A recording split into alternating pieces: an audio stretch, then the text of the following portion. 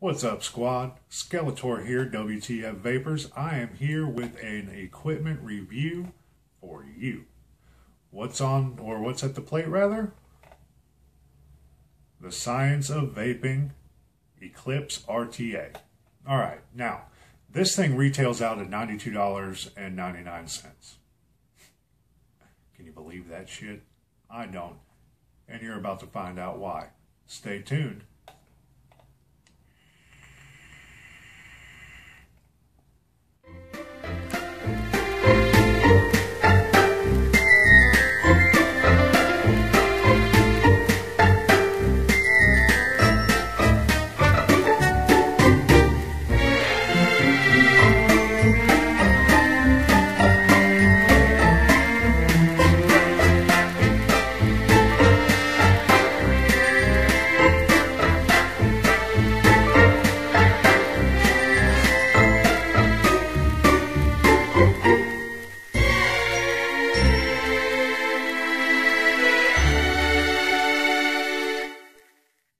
Alright, so as I was telling you, we are going to come at you with the Science of Vaping Eclipse RTA today.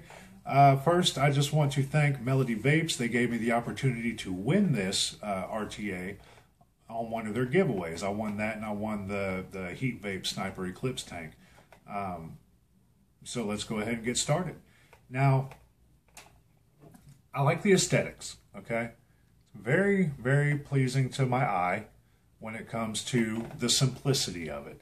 It's tungsten steel gray, it looks manly, it's got black O-rings, looks like a bullet. I like it. So with that being said, those are really my only pros. I actually really dislike this tank, but because I don't have coils to use for my sniper tank, this is all I've been able to use, plus I need to do a review on it anyways.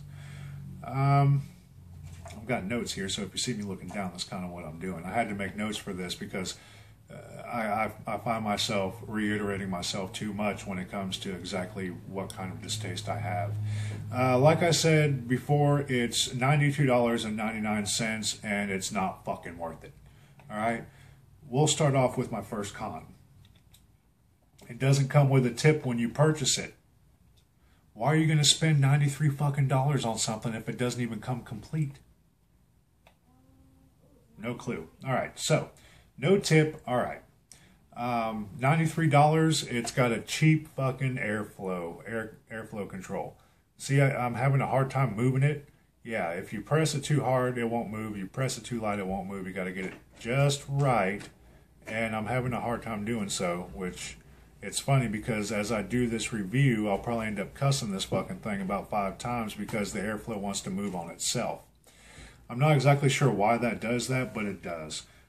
My third con with this thing is the capacity. It holds about 3 mils. I find that I have to go ahead and refill this thing a few times a day.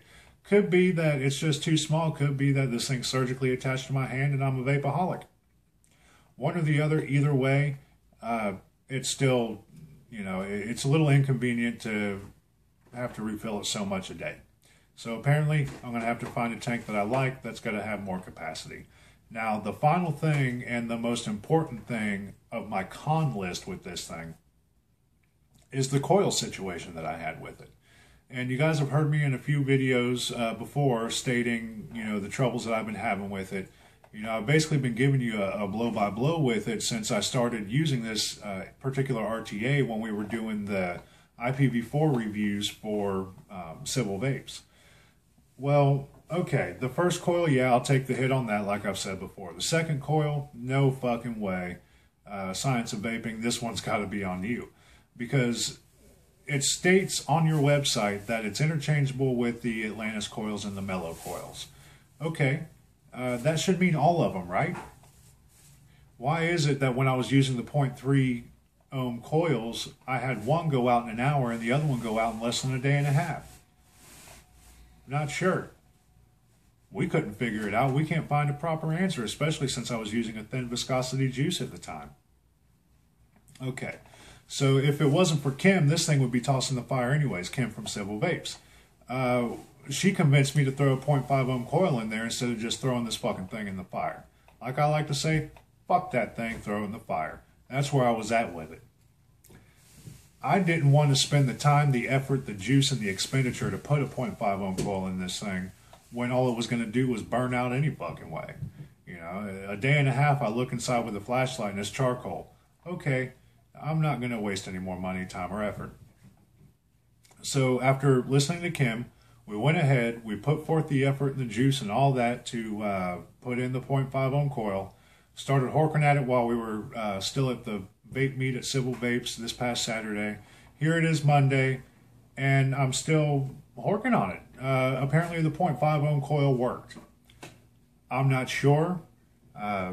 My sweet spot with the tank right now is sitting at about 40 watts.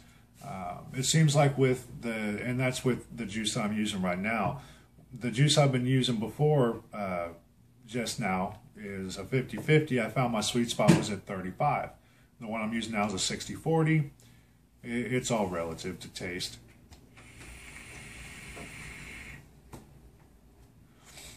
But I tell you, you know, the only pros that I have with this thing are aesthetics. All the cons that I have with this thing is functionality. And the thing is what the hell's the point? If you're going to spend $93 on something, you want something that's going to be functional, right? Not something that you're going to hate every single bit of functionality that it has.